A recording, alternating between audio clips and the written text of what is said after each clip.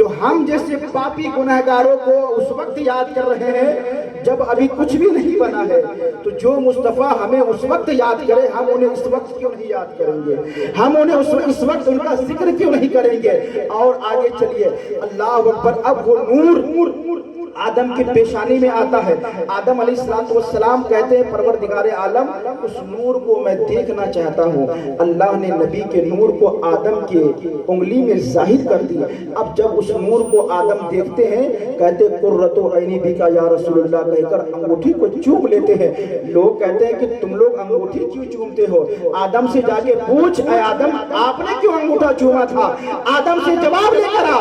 آدم جس وجہ سے انگوٹھا چومتے ہیں اسی وجہ سے جب نبی کا نام اس میں محمد آتا ہے ہم بھی اپنے انگوٹھوں کو جو ہے اپنے آنکھوں سے لگا لیا کرتے ہیں اور آدم کی سنت کو دفع کر دیا کرتے ہیں۔ آدم نے چوما، آدم پر فتویٰ نہیں لگا، آدم کو نہیں کہا گیا اے آدم آپ نے کیوں چوما، کیونکہ آدم جب تھے تو ان جیسے بد عقیدہ مولوی ہی نہیں تھا۔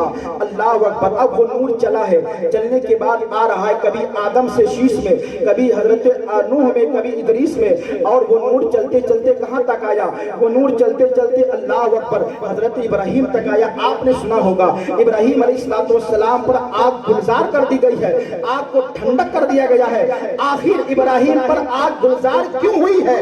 آگ کے پھولوں میں تبدیل کیوں کیا گیا ہے؟ تو پتا چلا کہ ابراہیم کی پیشانی میں بھی نبی کا نور جگمگا رہا تھا۔ اگر ابراہیم چل جاتے نبی کا نور آگے کیسے بڑھتا؟ نبی کے نور کی وجہ سے ابراہیم کو حفاظت مل رہی ہے۔ اس کے بعد اللہ اکبر حضرت اسماعیل کی پیشانی میں وہ نور آتا ہے، حضرت اسماعیل کی پیشانی میں وہ نور آ رہا ہے۔ آنے کے بعد اسماعیل کو حکم ہوتا ہے اسماعیل کو ذبح کرو، اسماعیل کو لٹا دیا گیا ہے، قربان گاہ میں اسماعیل کو لٹایا گیا ہے۔ اب چھری چلنے والی ہے۔ اللہ رب العزت نے جبرائیل سے کہا اے جبرائیل چھری چلنے سے پہلے اسماعیل کے گردن کو ہٹا کر جنت سے دمبا لگا رکھ دیا جائے، کیونکہ اسماعیل کے پیشانی میں بھی نبی کا نور جگمگا رہا ہے۔ اگر اسماعیل قربان ہو جائیں گے تو نبی کا نور آگے کیسے بڑھے گا؟